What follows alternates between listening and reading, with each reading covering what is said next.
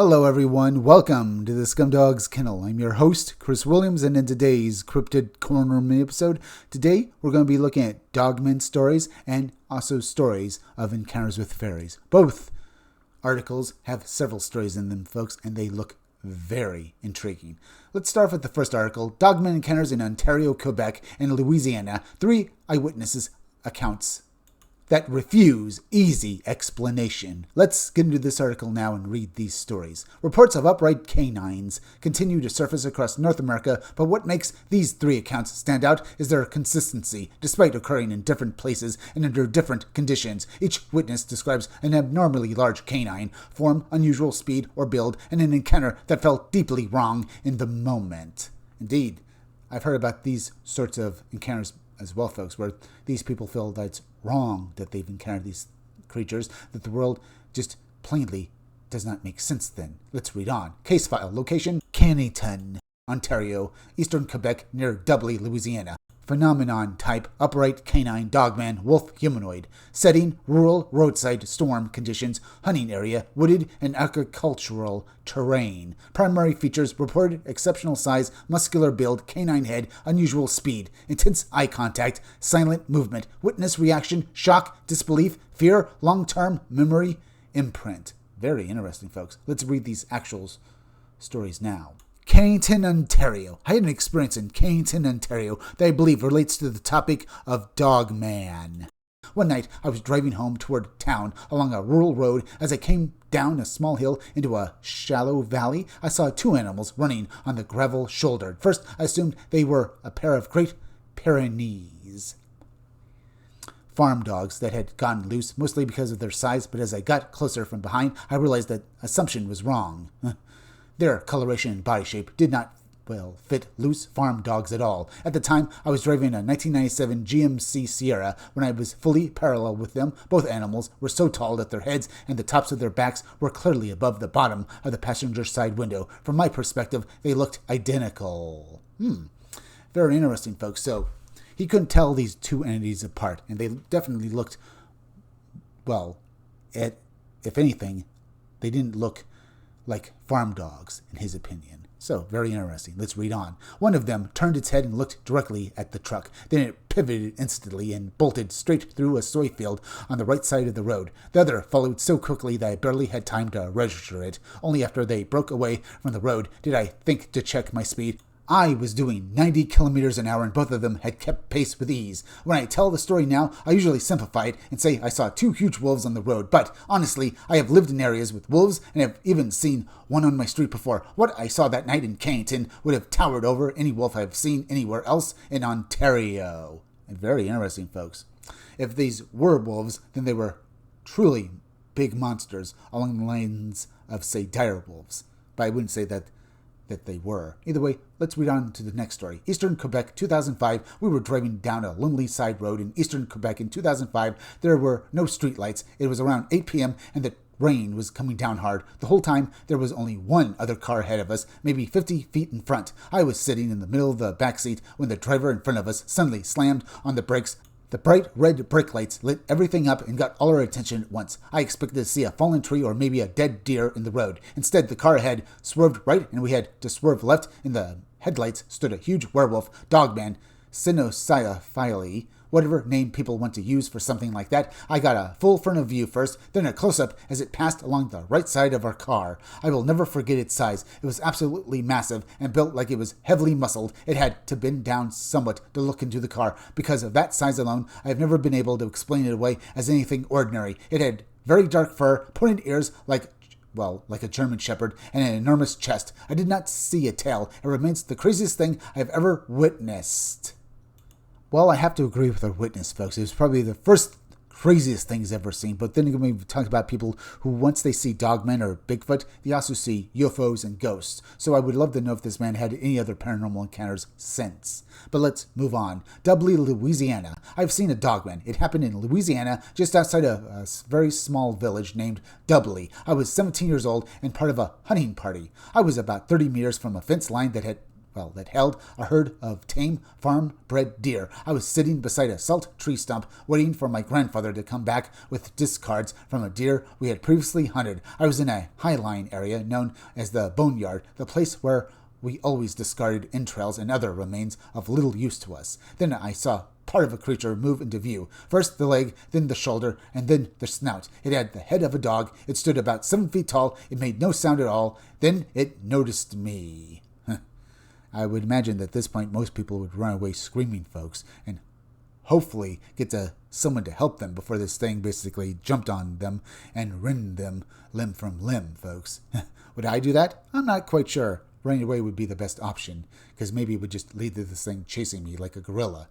But let's read on now, folks. Its eyes met mine, and in that instant I knew I was looking at something I could not explain. It looked straight at me, as if it understood I was not supposed to see it, but I did. Then it backed away and disappeared into the foliage.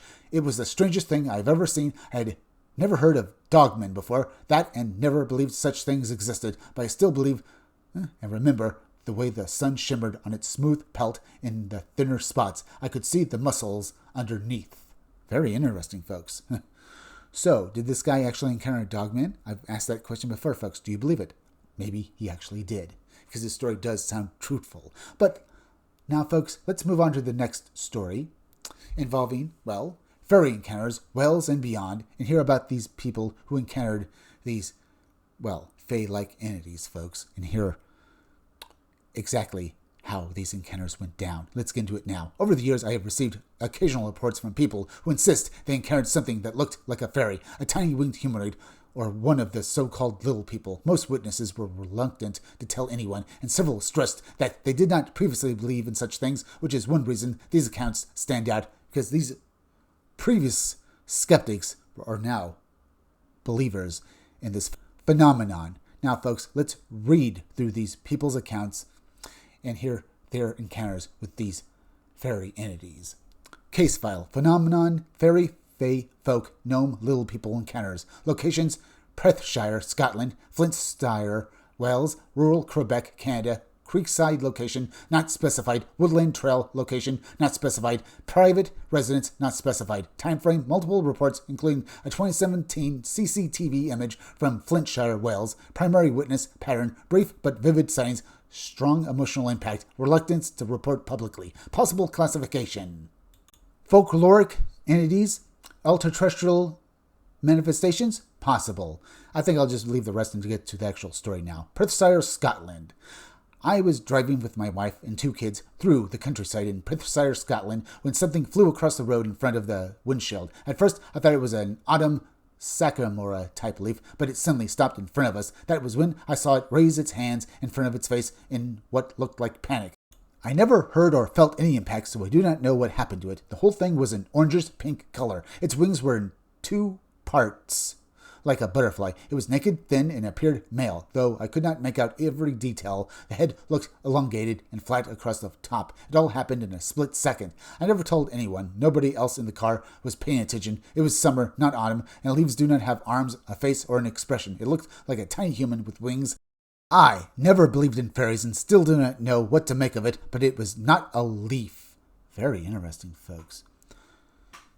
But let's move on to the next story. Flintshire, Wales, 2017. One of the more curious items in this collection is a home CCTV security capture from Flintshire, Wales, dated 2017. The image appears to show a small, bright form suspended in the frame near foliage at night. On its own, the still image is not enough to establish exactly what was recorded. It could represent an insect close to the lens, reflected infrared light, motion, distortion, or something generally anomalous. What gives it value is in this context, is not that it proves the existence of fairy beings, but that it visually echoes the type of small winged humanoid descriptions that occasionally appear in witness testimony in cases like this. The image functions more as a point of comparison than as definitive evidence. Very interesting, folks. Let's take a look at this photo as well now. As you can see, there's not much to it, folks. It looks like a little light in the middle of the night, basically over this, leaf or flower? Could that actually be the flower itself, folks? Some skeptics will argue it's just basically a light directed at basically a flower, that's not actually a fairy. But it does look like there's something feathery or winged-like in this, entity's picture, folks. Either way, very interesting. But now we have another story to get through, folks.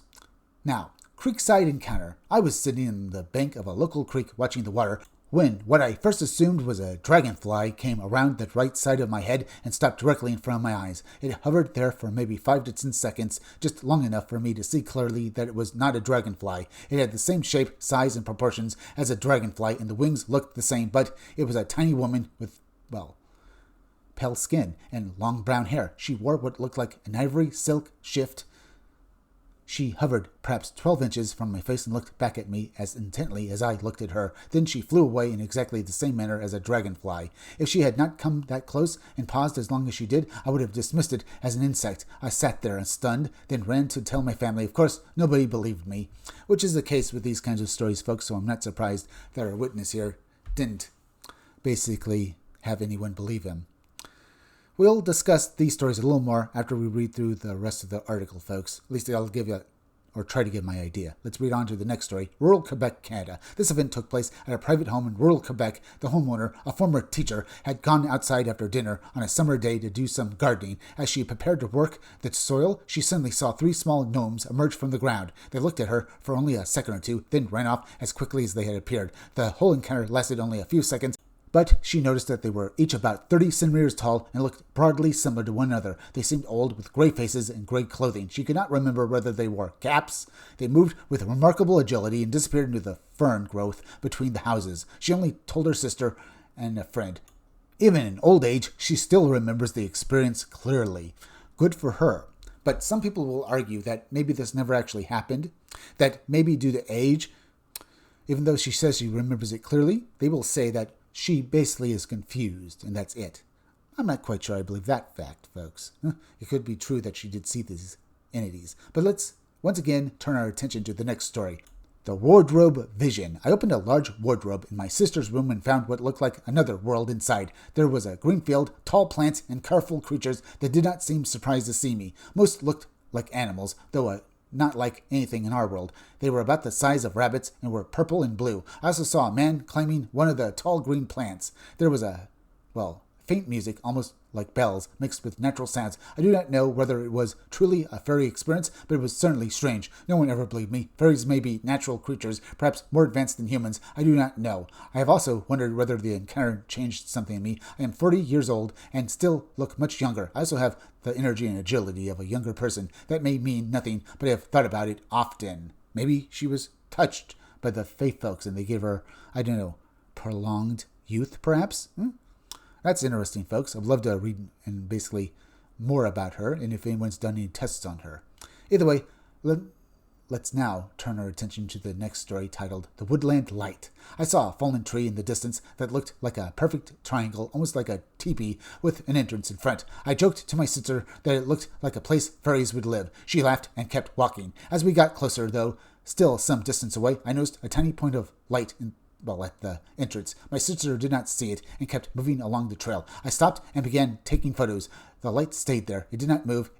I took pictures, and I took more pictures and felt grateful, almost as if whatever was there had allowed me to see it. The whole woods had felt special from the moment I entered. By the time I reached that structure, I was already thinking about fairies. Seeing that light made the experience unforgettable. I have always believed little people exist, and I think only some people get to see them.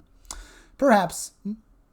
Or maybe it's either they're chosen or maybe they have a special power for it, folks. Either way, truly phenomenal stories. Do you think that there's any merit to them? Do you think that these people encountered these ultra-terrestrials? Or do you think they encountered something else? Now, it could be that these entities were allowed to be seen because maybe it's all part of some sort of gimmick. Maybe these entities they saw weren't actually little people, folks. Maybe some sort of drones that looked like people. Because I've heard of another fairy encounter very much like that, where the encounter involved fairy-like robots, as well as basically with the dogman. And indeed, if they can shapeshift, there might be more to all of this than we really know. Anyway, we're at the end, so please go subscribe to my YouTube channel, Read Comics That Are Bad For You. You can use the YouTube link down below in the descriptions or the chat to go subscribe me. Hit that like button for me. Make sure you're still subscribed. Leave some comments down below. Hit that bell for notifications. Make sure at the part of the bell that give you all future notifications, and please share this video out. I'm Chris Williams from the Scumdogs Kennel. Thank you all for joining me. I'll be back again tomorrow with another great video, so be sure to come back again then. Until next time, folks, I'll see you all again soon.